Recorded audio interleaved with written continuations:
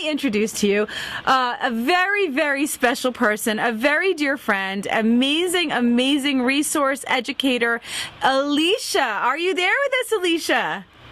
I'm here. Oh, welcome, honey. Thank you so much for being here.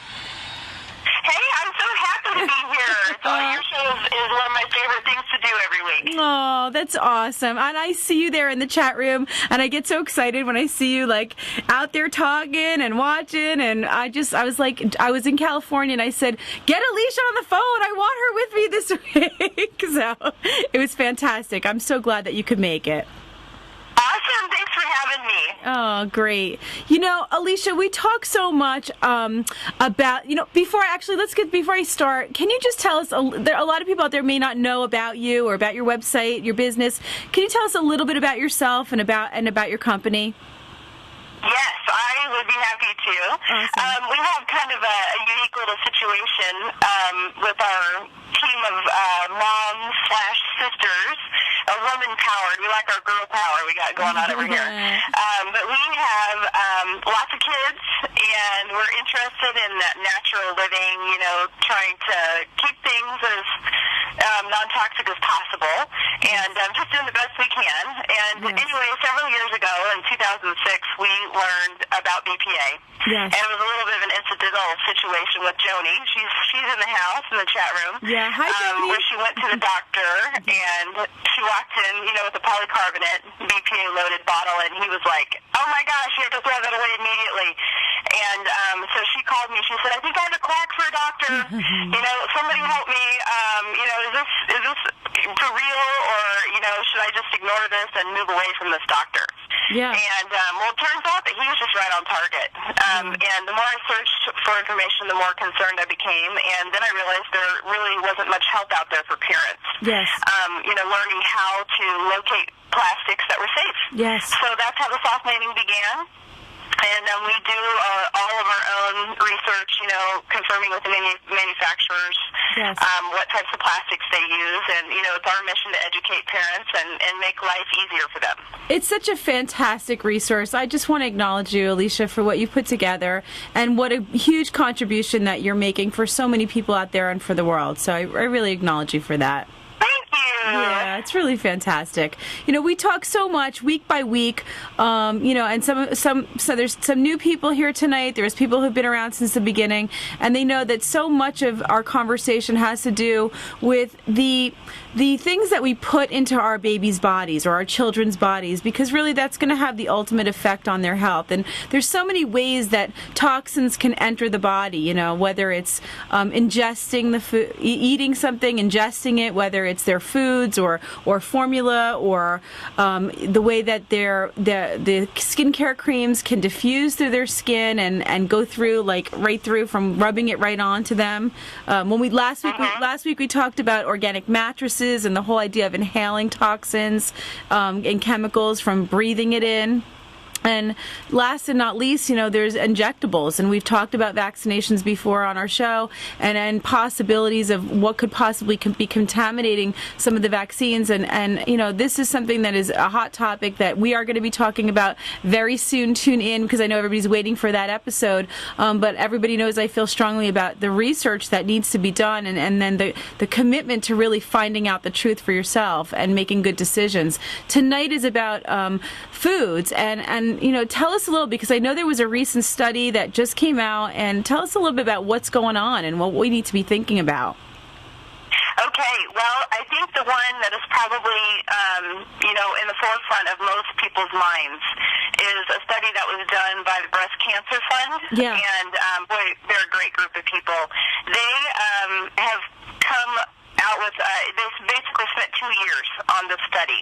And it's a human study, which is, kind of unusual for BPA and other toxins in our food and food packaging. Yeah. So it was a landmark study. And basically, the sum of it is that you can lower your BPA levels by 60% on average by just knocking out the canned foods, because almost all canned foods have BPA. Wow. And that includes, infant formula. The ready-to-feed formula. It's just loaded with BPA. Yeah. That's really, it's such a shame. Is it all formulas that have the same levels, or is it the ready-to-feed is worse?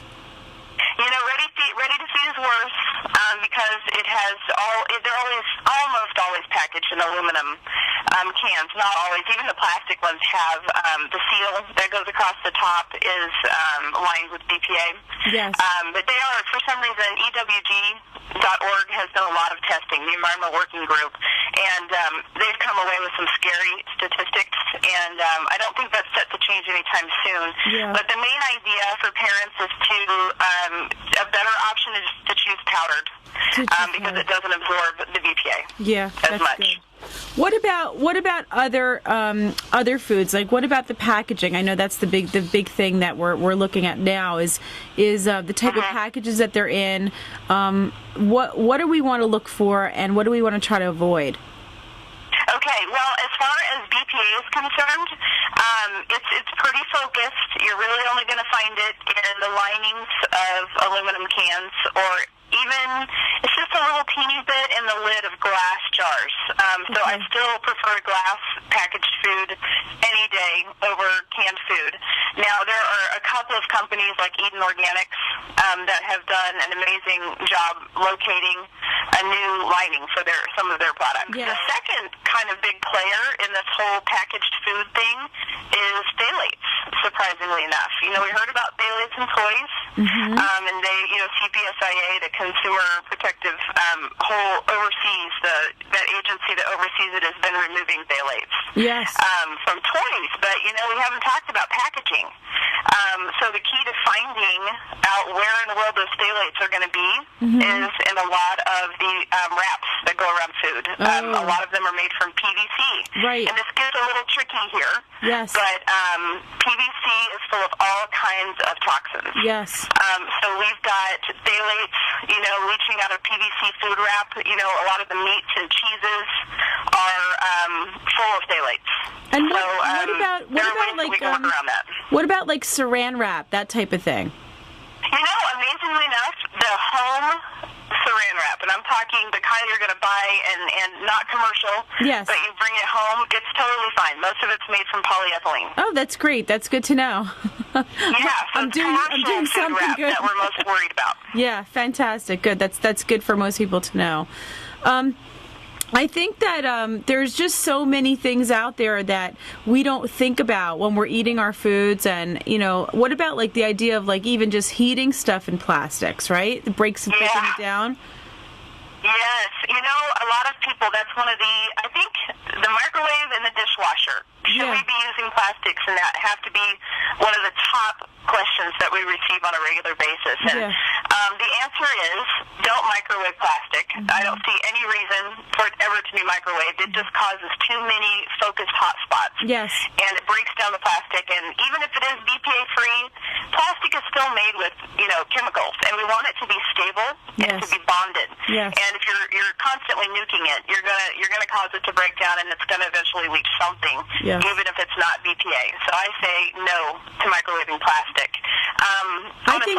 I think that's a really good point to make. I just want to stop you for a minute, because people think, oh, well, as long as it's BPA free, then it's going to be fine. And what they're not realizing is that all plastic is really not that good for you. Yeah, exactly. There are some plastics like polypropylene and polyethylene, and some other ones that they have long-term safety records. So, I'm not a big plastic proponent, but I do know that we live in a real world. Right. We have to be able to sometimes just make a better choice. That's right. If you can't get glass for absolutely everything, then go for polypropylene or polyethylene, because they don't leach as much. They're more stable. Yes. Good. So, and I think I was just getting ready to say silicone is in a little bit different arena than plastic, and it has a very high heat threshold, so it can tolerate a lot more, and I feel pretty good about microwaving silicone. Kinderville dishes are one of our best sellers, and they just last forever. That's awesome. And they're very thick and durable. That's awesome. Joe, write all this down. We're going to order all this after the show today. It's great. That's really great. Yeah, we carry silicone. We know a good place to shop. Yeah, we do silicone bottles and glass bottles here in the store, and I always talk to people and say, you know, especially for parents who are using formula, it's actually more important because you are actually using bottles so much more often, and you're actually heating in it, storing in it, all those things. So. Oh, yeah, for sure. Yeah. And I think we also brought up the dishwasher. And that's another really big question that we get. Yeah. And I've done a lot of research and actually visited, you know, a couple of plastics manufacturing plants and talked to them about that. And really, the top rack of the dishwasher is fine in just a regular home style, not commercial dishwasher. So top rack, you're probably okay. It doesn't really create hot spots. You know, and eventually, if you see them starting to warp or something, then it's probably time to move to hand washing or replace them. Right. But, you know, as far as, like, you know, the sterilizers that a lot of the schools and daycares use, those are really a little too high heat, in my opinion. Yeah. So I would stay away from plastics in those. Yeah, absolutely. I agree with that. Let's do a couple questions. You want to answer some questions? We always get some really great questions that come from our audience, and sometimes we don't have a chance to get through all of them, but I have a few really good ones here that I'd love to talk about. Great. Let's see here. Hold on a minute. I got my papers. Everything's flying around. Okay, so I've got Taya. I guess it's Taya, is that how you say it? In Michigan, and she wants to know what are the best sippy cups, and when's a good age to introduce them? So, what do you think about sippy cups? What's a good cup on the market? Okay, well, I have to tell you about one of my favorites. Now, it may not be the best for an introductory sippy cup. Yes. But it's glass, and it's called an EIO Kids Cup. Okay. And it's the only glass one in the world that I've ever found on the market right now. And it was mom invented. I love the mom behind the cup. Yeah. It has a little silicone sleeve and a BPA-free plastic sippy lid. Okay, and is it strong? Like, what if they drop it, or... You know, they're so tough. It's actually like a mason jar. I don't know if you've ever dropped a mason jar. Yeah. The smaller size, they're really tough. And with the silicone sleeve on the outside, it does wonders. So now if you have a kid who's throwing, you know, their sippy cup's probably not the best choice. Yeah. What about, like, stainless steel? Love stainless steel and Fugo. Yes. By Thermos is my favorite. That's the one I have here in the store too. Awesome. It's you know, it's insulated, and that just really floats my boat. You know, you can put the milk in there, and it's going to stay cold for 4 hours. It's great. No, it's totally great. And they make ones for older children. If you're looking for like a BPA-free, really simple plastic one, I would say Think Baby would be my next favorite. Okay, awesome, beautiful. Let's see. Another question here. I think we answered this question. Is it true that but you know, we didn't fully answer this question. I think I'm going to answer the other half of it. This is from Michelle in Arizona, and she says, is it true that when you microwave with milk in the bottle, that chemicals seep out of the plastic into the liquid? And I think you answered the first part about it as far as like putting it on the top rack of the dishwasher so that you don't have the hot spots. That will eliminate some of the leaching that you might have. But my answer to this question, the other part that I want to address, is that we really shouldn't be microwaving bottles altogether with milk in it because of hot spots in the milk. Agreed. And then on top of that, if I don't know what kind of milk you're actually microwaving, but I hope it's not breast milk, because you should never be microwaving breast milk. You're killing all the great properties of the milk. So breast milk should never be put into the microwave, and bottles in general really should not be microwaved either, because you get different areas that could be really hot and you could scald the baby. So that's an important point I wanted to make there. All right, let's see. I got another question here. Let's see. This is from Lindsay in Georgia. She says, what could dangerous plastic do to babies and toddlers, and what steps is the government taking to help with the plastic issue? Wow, what a fantastic and very loaded question. I love those. Mm-hmm. I told you I have a good audience. Yes, I love your audience. Yes. So I'd say how are these plastics and the toxins? What we're really looking at here, I think, most of the time in toxic plastic is endocrine disruption. Mm-hmm. So we're talking about a hormone mimicking substance that's leaching out of a lot of the plastics out there on the market. Yes. And those, as soon as you have a child that's ingesting, let's just say, I've heard it compared to as giving your baby an estrogen pill every day. Yeah.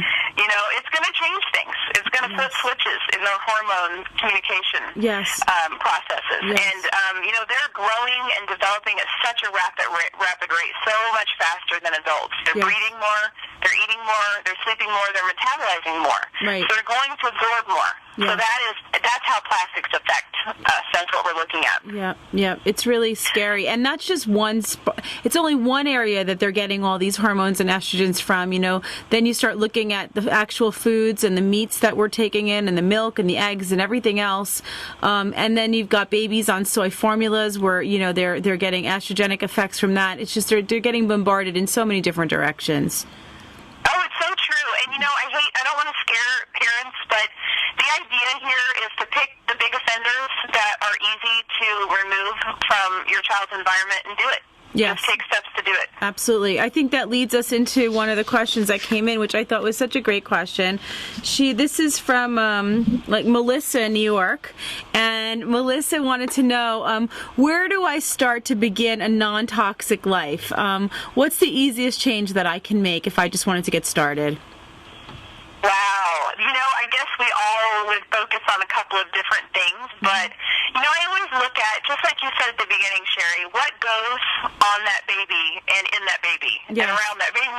Those things that are going to be close contact with their skin, the things that they're going to be eating, and the things you're putting on their skin. Of course, we love Earth Mama Angel Baby because we don't have to think twice about, formaldehydes and parabens and 1,4-dioxane and, any other number of things in those products. Yes. I would say that if I had to give my top list, it's exactly what you just said. It's about eliminating the things that are coming into contact with them. To live when you're having a new baby, you want to think about what are the foods I'm giving my child. Am I breastfeeding? Am I formula feeding? If I am breastfeeding, what kind of organic foods am I eating to avoid pesticides and hormones in the foods that I take in that then will pass on to the baby?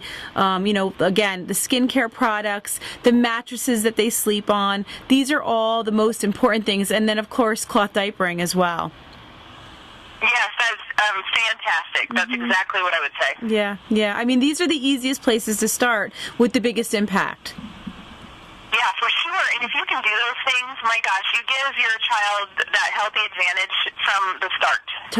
Totally. Fantastic. Awesome week. Kiss your babies. I'm going home to kiss mine. Love you guys. Mwah!